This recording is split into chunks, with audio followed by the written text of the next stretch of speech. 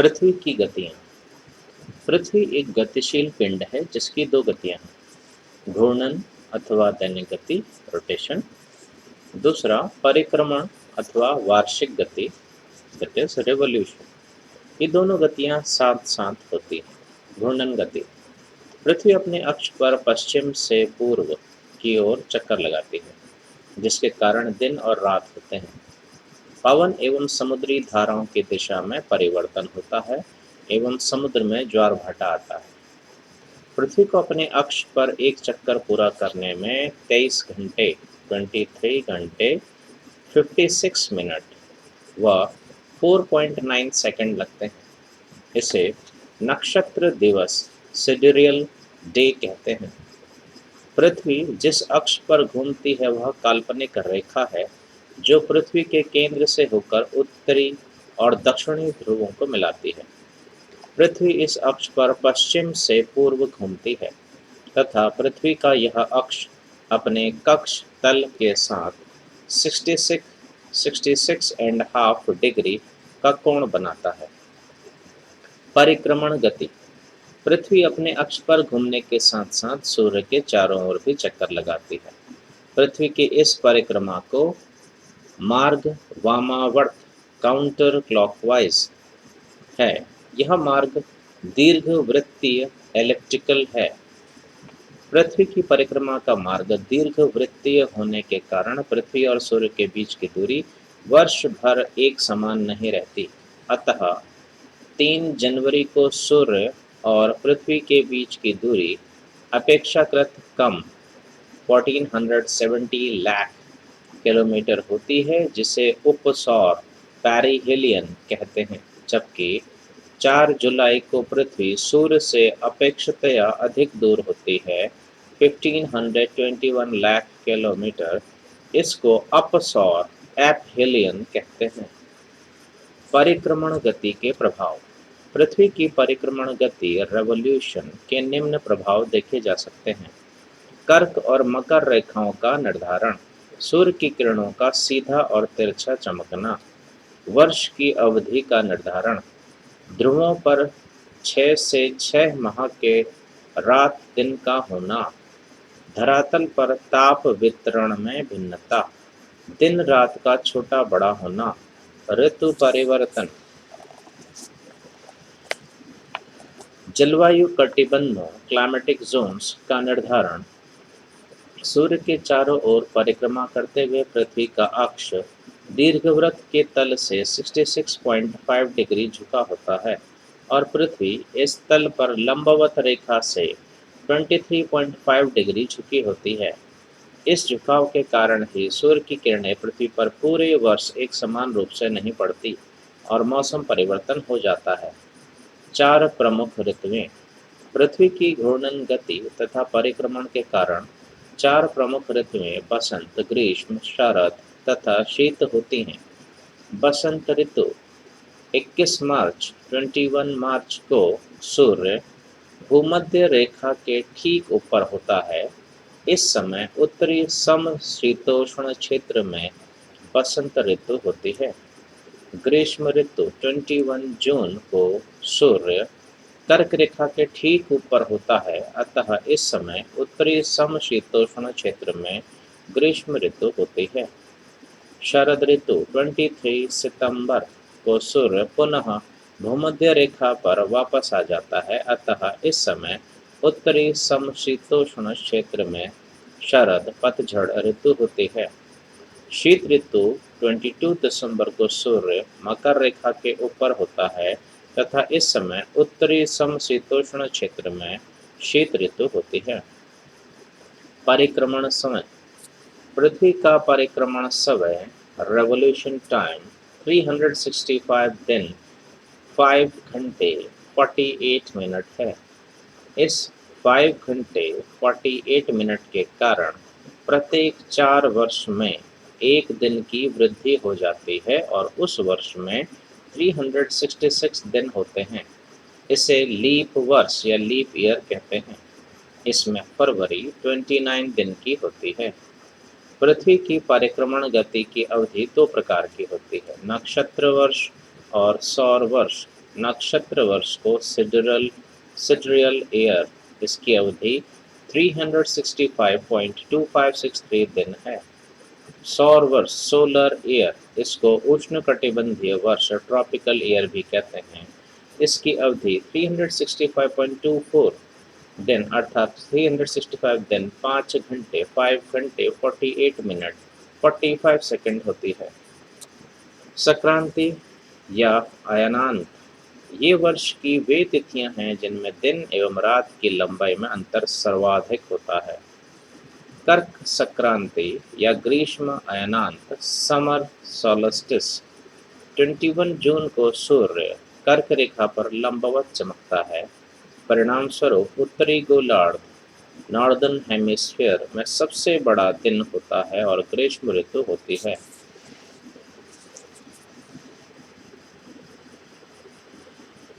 ग्रीष्म अयनांत रात, दक्षिण अयनांत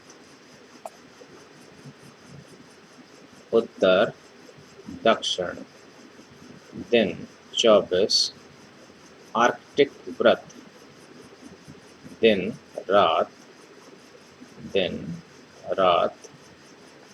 कर्क रेखा, विषुवत रेखा, आर्कटिक व्रत। जबकि दक्षिणी गोलार्ध में इस समय सूर्य तिरछा चमकता है। इसमें यहाँ रातें बड़ी और दिन छोटे होते हैं और गर्मी कम होने से जाड़े की ऋतु होती है। मकर संक्रांति या शीत अयनांत विंटर सॉल्स्टिस 22 दिसंबर के सूर्य मकर रेखा पर लंबवत पड़ता है, जिसमें दक्षिणी गोलार्ध में ग्रीष्म ऋतु होती है अर्थात दिन बड़े और रातें छोटी होती है। जबकि उत्तरी गोलार्ध में सूर्य तिरछा चमकता है, जिससे दिन छोटे व रातें बड़ी होती हैं और गर्मी कम होने से जाड़े की ऋतु होती है। विषुवत, यह पृथ्वी की वह स्थिति है जब सूर्य की किरणें भूमध्य रेखा पर लंबवत चमकती है, जिससे सर्वत्र रात दिन बराबर होते हैं।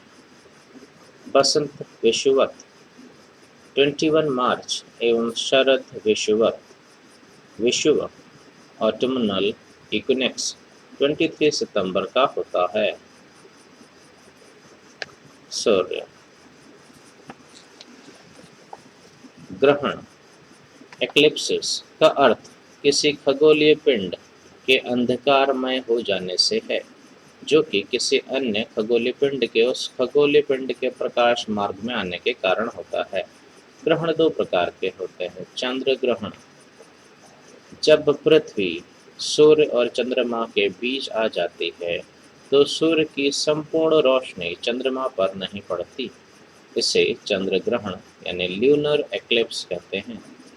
पूर्ण चंद्र ग्रहण, सूर्य पर छाया पृथ्वी और यह है चंद्रमा। जब पृथ्वी चंद्रमा और सूर्य के बीच आ जाती है और चंद्रमा पर पृथ्वी की छाया पड़ने की वजह से पूरी तरीके से चंद्रमा ढक जाता है, ऐसे को हम चंद्र ग्रहण कहते हैं। जब सूर्य और चंद्रमा के बीच पृथ्वी होती है तो ऐसी स्थिति को सिजगी कहते हैं। यह स्थिति केवल पूर्णिमा को बनती है। चंद्र ग्रहण हमेशा पूर्णिमा की रात्रि में ही होता है, परंतु प्रत्येक पूर्णिमा को चंद्र ग्रहण नहीं होता है, क्योंकि चंद्रमा और पृथ्वी के कक्षा पथ में 5 डिग्री का अंतर होता है, जिसके कारण चंद्रमा कभी पृथ्वी के ऊपर से या नीचे से गुजर जाता है। एक वर्ष में अधिकतम 3 बार चंद्र ग्रहण लगता है। चंद्र ग्रहण आंशिक या पूर्ण हो सकता है। चंद्र ग्रहण देखने में बहुत खतरा नहीं, क्योंकि अधिकांश चंद्र ग्रहणों में चंद्रमा पूरा काला नहीं हो पाता। सूर्य ग्रहण, जब चंद्रमा सूर्य एवं पृथ्वी के बीच होता है तब सूर्य ग्रहण सोलर एक्लिप्स होता है। सूर्य पूर्ण सूर्य ग्रहण केवल अमावस्या न्यू मून को होता है। पूर्ण सूर्य ग्रहण के समय सूर्य का किरीट कोरोना भाग दिखाई देता है। चंद्रमा की कक्षा के झुकाव के कारण प्रत्येक अमावस्या को सूर्य ग्रहण नहीं होता है। डायमंड रिंग की घटना पूर्ण सूर्य ग्रहण के दिन होती है। सूर्य ग्रहण को कभी भी नग्न आंखों से नहीं देखना चाहिए, क्योंकि सूर्य ग्रहण के समय कोरोना के विकिरण पराबैंगनी किरण से आंखों की रोशनी जा सकती है। ज्वार भाटा।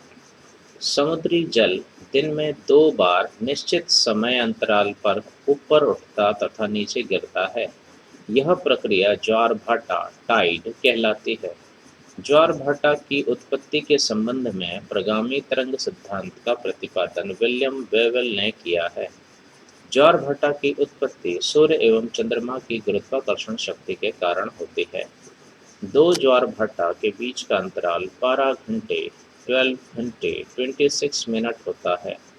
सिद्धांततः प्रत्येक स्थान पर ज्वार 12 घंटे के बाद उत्पन्न होना चाहिए, परंतु ऐसा नहीं होता है। इसका कारण पृथ्वी और चंद्रमा की गतियां हैं। दीर्घ ज्वार। पूर्णिमा एवं अमावस्या के दिन दीर्घ ज्वार स्प्रिंग टाइड की उत्पत्ति होती है, क्योंकि इस दिन सूर्य, चंद्रमा और पृथ्वी तीनों एक सीध में होते हैं। जब सूर्य एवं चंद्रमा दोनों एक ओर होते हैं तो युति होती है। जब पृथ्वी के एक ओर सूर्य और दूसरी ओर चंद्रमा होता है तो वियुति होती है। युति अमावस्या को तथा वियुति पूर्णिमा को होती है। विश्व में सबसे ऊंचा ज्वार फंडी की खाड़ी में आता है। लघु ज्वार। कृष्ण एवं शुक्ल पक्ष की अष्टमी को लघु ज्वार नीप टाइड्स की उत्पत्ति होती है, क्योंकि इस दिन सूर्य तथा चंद्रमा पृथ्वी के साथ समकोण बनाते हैं। भारत के पश्चिम तट पर अधिक ज्वार आते हैं। ग्लोब। पृथ्वी पर किसी वस्तु की अवस्थिति ग्लोब पर सुनिश्चित स्वीकार्य गणितीय सिद्धांतों पर आधारित काल्पनिक रेखाओं से ज्ञात की जाती है, जैसे अक्षांश रेखाएं तथा देशांतर रेखाएं। अक्षांश रेखाएं। ग्लोब पर खींची गई समानांतर रेखाओं को अक्षांश रेखाएं लैटिट्यूड्स कहा जाता है। अक्षांश रेखाएं। अक्षांश रेखाएं 0 डिग्री की अक्षांश रेखा भूमध्य रेखा इक्वेटर या विषुवत रेखा कहलाती हैं। यह पृथ्वी के केंद्र से गुजरती हैं तथा पृथ्वी को 2 बराबर भागों में बांटती हैं। इसे विषुवत रेखा या विषुवत वृत्त इक्वेटर भी कहते हैं। भूमध्य रेखा पर दिन रात बराबर होते हैं। 2 अक्षांशों के बीच की दूरी लगभग 111 किलोमीटर होती है। भूमध्य रेखा से ऊपर 0 डिग्री से 90 डिग्री उत्तरी ध्रुव तक उत्तरी गोलार्ध और भूमध्य रेखा से नीचे 0 डिग्री से 90 डिग्री दक्षिणी ध्रुव तक दक्षिणी गोलार्ध कहलाता है। भूमध्य रेखा वृहत वृत्त ग्रेट सर्किल का उदाहरण है। उत्तरी गोलार्ध में 23.5 n नॉर्थ के दोनों बिंदुओं को मिलाने वाली रेखा कर्क रेखा ट्रॉपिक ऑफ कैंसर कहलाती है। दक्षिणी गोलार्ध में 23.5 डिग्री साउथ के दोनों बिंदुओं को मिलाने वाली रेखा मकर रेखा ट्रॉपिक ऑफ कैप्रिकॉर्न कहलाती है। उत्तरी गोलार्ध में 66.5 डिग्री नॉर्थ के दोनों बिंदुओं को मिलाने वाली रेखा आर्कटिक रेखा कहलाती है। Arctic circle in English. दक्षिणी गोलार्ध में 66.5 डिग्री साउथ के दोनों बिंदुओं को मिलाने वाली रेखा अंटार्कटिका रेखा कहलाती है। कर्क रेखा ट्रॉपिक ऑफ कैंसर इन देशों से होकर गुजरती है: मेक्सिको, पश्चिमी Sahara, Mauritania, Mali, Algeria, Libya, Chad, मिस्र, Saudi Arab, UAE, Oman, Bharat, Bangladesh, Myanmar, चीन, ताइवान। विषुवत रेखा इक्वेटर निम्न देशों से होकर गुजरती है: Ecuador, Colombia, Brazil, Gabon, Congo, Zaire, Uganda, Kenya, Somalia, Indonesia. मकर रेखा, tropic of Capricorn, Australia, Namibia, Botswana, दक्षिण Africa, Mozambique, Madagascar, Chile, Argentina, Paraguay, Brazil, Malagasy से होकर गुजरती है। मकर रेखा। देशांतर रेखाएं। देशांतर रेखाएं लॉन्गिट्यूड्स ग्लोब पर उत्तर से दक्षिण की ओर खींची जाने वाली काल्पनिक रेखाएं हैं। ये रेखाएं समानांतर नहीं होती। ये रेखाएं उत्तरी तथा दक्षिणी ध्रुव पर एक बिंदु पर मिल जाती हैं। ये हैं हमारी देशांतर रेखाएं और ये हैं अक्षांश रेखाएं। अक्षांश समांतर होते हैं और देशांतर समांतर नहीं होते हैं। ध्रुवों से भूमध्य रेखा की ओर बढ़ने पर देशांतरों के बीच की दूरी बढ़ती जाती है तथा भूमध्य रेखा पर इनके बीच की दूरी अधिकतम 111.32 किलोमीटर होती है। ग्रीनविच वेधशाला जो लंदन के निकट है से गुजरने वाली देशांतर रेखा को प्रधान देशांतर रेखा कहा जाता है। इसका मान 0 डिग्री देशांतर है। 1 डिग्री देशांतर की दूरी तय करने में पृथ्वी को 4 मिनट लगते हैं। 1 डिग्री देशांतर की सर्वाधिक दूरी विषुवत रेखा पर होती है। इसके पूर्व में 180 डिग्री तक सभी देशांतर पूर्वी देशांतर और ग्रीनविच देशांतर से पश्चिम की ओर 180 डिग्री तक सभी देशांतर पश्चिमी देशांतर कहलाते हैं। पृथ्वी 24 घंटे में 360 डिग्री देशांतर घूम जाती है। इसलिए पृथ्वी की घूर्णन गति 360 डिग्री अपॉन 24 इक्वल टू 15 अंश होती है, यानी 15 डिग्री होती है। देशांतर प्रति घंटा या प्रति 4 मिनट में एक देशांतर है। 15 डिग्री देशांतर पर 1 घंटे का अंतर आ जाता है। ग्रीनविच माध्य समय 0 डिग्री देशांतर पर है, जो कि ग्रीनलैंड व नॉर्वेजियन सागर तथा ब्रिटेन, फ्रांस, स्पेन, अल्जीरिया, माली, बुर्किना फासो, घाना व दक्षिणी अटलांटिक सागर से गुजरता है। मानक समय। विभिन्न देशांतरों पर स्थित स्थानों का स्थानीय समय लोकल टाइम भिन्न भिन्न होता है। इसके कारण एक बड़े विशाल देश में एक कोने से दूसरे कोने के स्थानों के बीच के समय में बड़ा अंतर पड़ जाता है। इस समस्या को दूर करने के लिए किसी एक देशांतर रेखा के स्थानीय समय को संपूर्ण देश का मानक समय स्टैंडर्ड टाइम मान लिया जाता है। प्रत्येक देश का मानक समय ग्रीनविच मीन टाइम से आधे घंटे के गुणक के अंतर पर निर्धारित कर दिया जाता है। भारत में माध्य प्रमाणिक समय IST Indian standard time 82.5 degree पूर्व है, जो विंध्याचल शहर मिर्जापुर से गुजरती है। यह नैनी इलाहाबाद के पास है, जो ग्रीनविच मध्याह्न से 5 घंटे 30 मिनट आगे है। भारत की मानक रेखा IST भारत के 4 राज्यों उत्तर प्रदेश, मध्य प्रदेश, छत्तीसगढ़ और आंध्र प्रदेश से गुजरती है। अधिकांश राष्ट्र मानक समय निर्धारण के मामले में 1884 ईस्वी में वाशिंगटन में हुई इंटरनेशनल मेरिडियन कॉन्फ्रेंस के समझौते का पालन करते हैं। अंतर्राष्ट्रीय तिथि रेखा 1884 ईस्वी में वाशिंगटन में हुई संधि के बाद 180 डिग्री यामोत्तर के लगभग एक काल्पनिक रेखा निर्धारित की गई। इसे अंतर्राष्ट्रीय तिथि रेखा इंटरनेशनल डेट लाइन कहा जाता है। अंतर्राष्ट्रीय तिथि रेखा को पार करके पश्चिम दिशा में पहुंचने पर एक दिन बढ़ जाएगा तथा तिथि रेखा को पार करके पूर्व में पहुंचा जाए तो एक दिन घट जाएगा। अंतर्राष्ट्रीय तिथि रेखा को 4 स्थानों जैसे 75 डिग्री उत्तरी अक्षांश पर पूर्व की ओर पर मोड़ा गया है, क्योंकि इसमें एक ही स्थलखंड या द्वीप पर एक ही तिथि रहेगी। समोआ और टोकेलाओ द्वीप ने 30 दिसंबर 2011 को अपनी स्थिति अंतर्राष्ट्रीय तिथि रेखा के पश्चिम में कर ली है। अंतर्राष्ट्रीय तिथि रेखा आर्कटिक सागर, बेरिंग जल संधि और प्रशांत महासागर से गुजरती है। विश्व को 24 समय जोन में विभाजित किया गया है।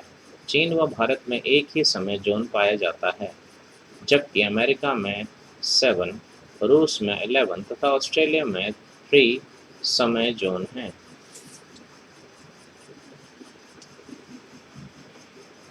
बेरिंग जल संधि अंतर्राष्ट्रीय तिथि रेखा के समानांतर स्थित है। दो देशांतर रेखाओं के बीच की दूरी गोरे नाम से जानी जाती है। अधिकतम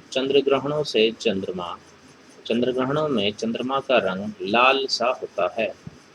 पूर्ण चंद्रग्रहण लगभग 1 आवर 40 मिनट तक होता है, 1 घंटे 40 मिनट तक होता है। मध्य रात्रि की स्थिति 66.5 उत्तर व दक्षिण आर्कटिक व अंटार्कटिक वृत्त अक्षांशों पर होती है, जहां ग्रीष्म काल में सूर्य क्षितिज से नीचे नहीं जा पाता है। उत्तरी गोलार्ध में 30 डिग्री नॉर्थ से 40 डिग्री नॉर्थ बीच भू-धरातल अधिकतम है। भारत चीन म्यांमार से होकर कर्क रेखा गुजरती है। समय और तिथि के अंतर को समाप्त करने के कारण ही अंतर्राष्ट्रीय तिथि रेखा टेढ़ी-मेढ़ी है। यह रेखा 180 डिग्री देशांतर से 4 बार विचलित होती है। यह रेखा बेरिंग सागर में पश्चिम की ओर मोड़ी गई है। धन्यवाद।